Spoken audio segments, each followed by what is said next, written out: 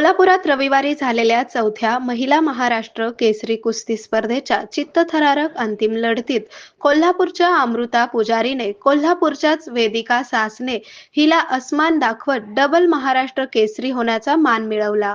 पालकमंत्री जयकुमार गोरे यांच्या हस्ते विजेत्या अमृता पुजारी हिला चांदीची गदा, रोख 51,000 रुपये, स्मृतिचिन्ह व सोनेट कारची चावी प्रदान करण्यात आली.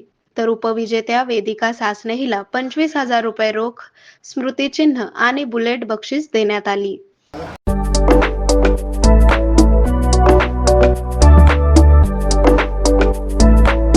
परंतु शासनाची आणि कुठली मदत नसताना अशा पद्धतीच्या एवढ्या मोठ्या स्पर्धेचं नियोजन करणं आणि आमच्या रंगनागिरींना या कुस्तीच्या मैदानामध्ये आणून महाराष्ट्राच्या देशाच्या नकाशावर आणणं हे काम या साखरे कुटुंबाच्या वतीनं होतंय. या स्पर्धेला महाराष्ट्र कुस्तीगीर संघटनेची मान्यता अशा या स्पर्धेच्या निमित्तानं आपल्या सगळ्यांसोबत उपस्थित असलेले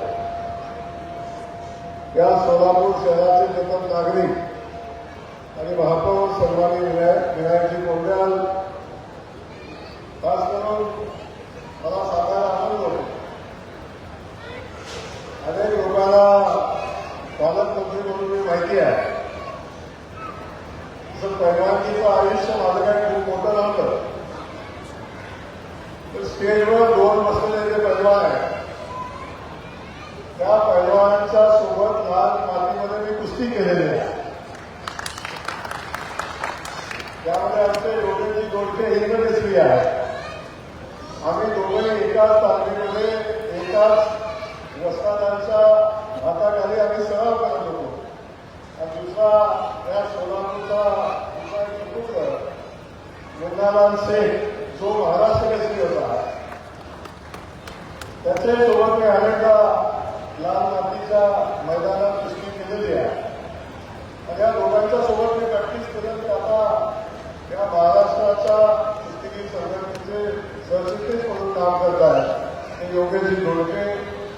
त्यासोबत आमच्या शहराध्यक्ष सन्माननीय वेदिकाई तलवारकर, सन्माननीय गटनेते नरेंद्र काळे, स्थायी समितीच्या सभापती रंजिताताई जाकोटे, मुख्य आयोजक आता आपण सांगितलं स्वामीताई आणि त्याच्यासोबत हरिमोहन साखरे, जिल्हा परिषदेचे उपाध्यक्ष इंद्रजित पवार, उपसभापती अक्कलकोटचे सागर कल्याणसाठी, सन्माननीय उपमहाराष्ट्र केसरी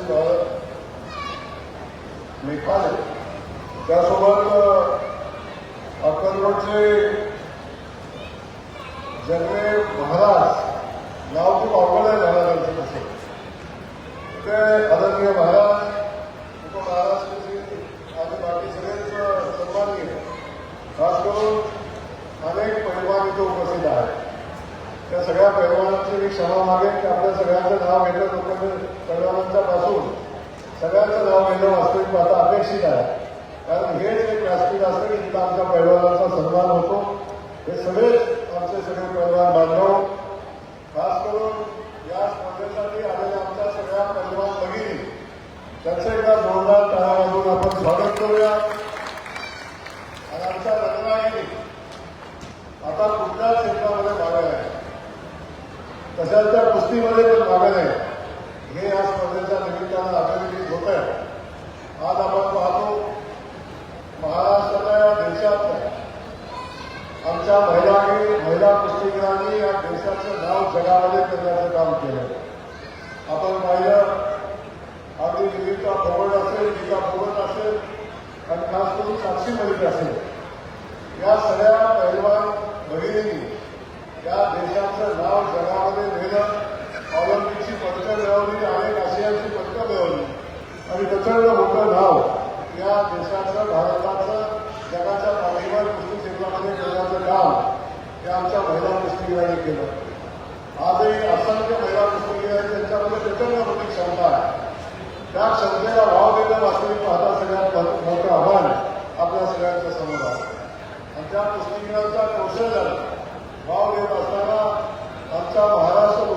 असोसिएशनच्या वतीनं कुस्तीगीर संघटनेच्या वतीनं या महिलांच्या महाराष्ट्र केसरीच्या स्पर्धा या ठिकाणी होत आहे. त्या स्पर्धेला मी मनापासूनच्या शुभेच्छा या निमित्तानं देत असताना आता योगेशजी मी बोलत होतो. योगेशजी मला म्हटले, भाऊ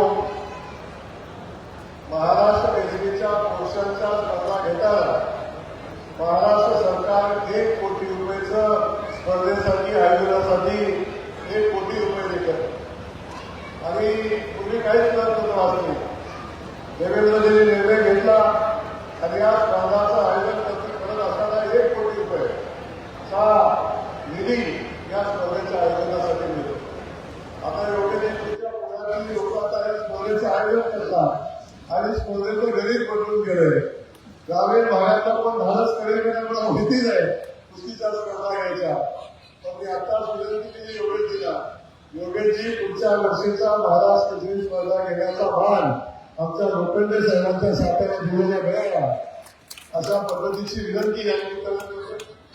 त्यासोबत त्या स्पर्धेच्या सोबत पुढच्या वर्षीची महाराष्ट्र केसरीची स्पर्धा जी सोलापूरमध्ये आमच्या महिलांची झालेली आहे त्याचंही काही स्पर्धा आमच्या सातारा जिल्ह्यामध्ये त्याच वेळी आपण आयोजित करू आणि तिथं त्या महिलांच्या स्पर्धा आपण घेऊ अशी विनंती मी आपल्याला कुस्ती संघटनेला करतो. त्यासोबत खास करून या स्पर्धा घेत असताना या स्पर्धाच्या आयोजनासाठी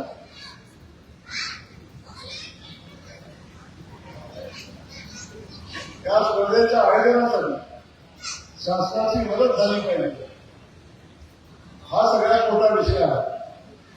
या स्पर्धेच्या आयोजनाच्या संदर्भात काम करणारे योगेशचे काही लोक माझ्याकडे पोहोचले या पुढे बसून आमच्या काही आहेत त्या दोघीही पोहोचल्या. मला म्हणला, भाऊ तुम्हाला निमंत्रण द्यायला आलं, तुम्ही पालकमंत्री आहात आणि तुम्ही या स्पर्धेच्या समारोपाला किंवा उद्घाटनाला आलं पाहिजे. कुस्तीचं माझं खूप जवळचं राहतात त्यामुळं कुस्तीवर माझं प्रचंड प्रेम आहे. तेव्हा त्यांनी मला सांगितलं आलं पाहिजे.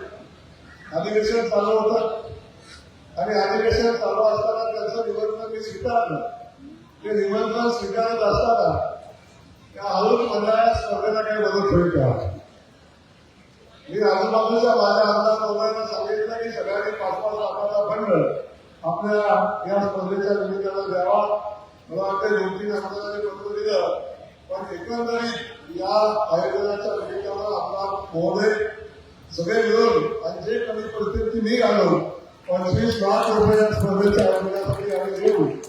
त्याचे 15-20 लाख रुपये आजच जमा करू, बाकीचे पैसे त्यांनी जमा करू हे या निमित्तानं मी सांगतो.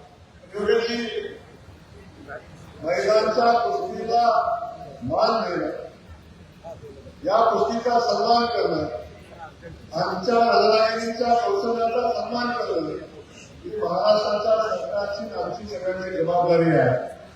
मी आपल्या या स्पर्धेच्या आजच्या दिवशी मी माननीय मुख्यमंत्री महोदयांना विनंती करेन आणि या स्पर्धेच्या आयोजनासाठी 50 लाख रुपयाचा निधी प्रतिवर्षी द्यावा अशा पद्धतीच्या विनंती मला खात्री आहे की आमचे मुख्यमंत्री आम्ही सांगितलेल्या गोष्टीला नाही म्हणता आलंय. त्यामुळं नक्की हा प्रस्ताव मान्य होईल आणि पुढच्या वर्षीपासून या कुस्तीच्या आयोजनाचं काम होईल. पण हे आयोजन करत असताना ज्यांचं कौतुक पुन्हा केलं पाहिजे त्या सगळ्या कुटुंबाचं मी कौतुक पुन्हा एकदा करतो.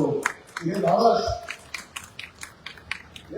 स्पर्धा सोपं नसतं, बोलणं सोपं असतं, स्पर्धा घेणं सोपं असतं, पण त्या स्पर्धाचं आयोजन यशस्वी करणं आणि त्यासाठी आपल्या खिशाला चाल लावून आपल्या खिशातून पैसा खर्च करणं हे धाडस सहज कुणामध्ये नसतील. त्या साखर कुटुंबामध्ये आहे कारण कुस्तीचं रक्त त्या कुटुंबामध्ये आहे.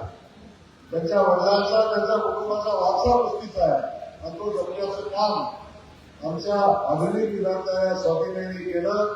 त्यांच्या कुटुंबाचं त्यांचं मी मनापासून या ठिकाणी कौतुक करतो आणि त्यांना या स्पर्धेच्या आयोजनाचं मनापासून शुभेच्छा देतो.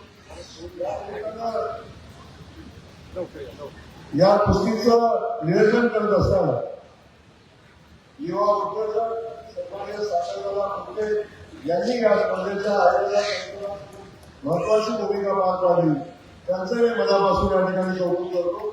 त्यासोबत ज्या आपल्या आमच्या सगळ्या पैलवान बांधवांनी, आमच्या सगळ्या सहकारी बांधवांनी या स्पर्धेसाठी मदत केली, त्यासाठी योगदान दिलं. तुम्ही पैशाचं दिलं असेल, तुम्ही स्वतः मेहनत केली असेल, तुम्ही वेळ दिला असेल, त्या सगळ्यांचं मी मनापासून या ठिकाणी कौतुक करतो. त्यांचं मनापासून त्यांना धन्यवाद देतो. आणि ज्या ज्या कुस्तीच्या स्पर्धकांनी पहिल्या स्पर्धेमध्ये भाग घेतला त्या सगळ्यांचं मनापासून कौतुक करत असताना कोण जिंकलं त्यांचं कौतुक, कोण हारलं त्यांचंही कौतुक. कारण हार नेहमी होत असते, परंतु या कुस्तीच्या आकारात येऊन कुस्ती करणं याला काळीज लागतं. ते काळीज आमच्या महिला भगिनींच्या मध्ये आहे. याचं मनापासून आपण सगळ्यांनी कौतुक केलं पाहिजे. ते कौतुक या निमित्तानं मी करतो. या संयोजन समितीचं मनापासून कौतुक करत असताना महाराष्ट्राचं सरकार आपल्या या महिला कुस्तीच्या पाठीशी ठामपणे उभं राहील हा शब्द या निमित्तानं आपल्याला देतो. आणि पुन्हा एकदा या स्पर्धेच्या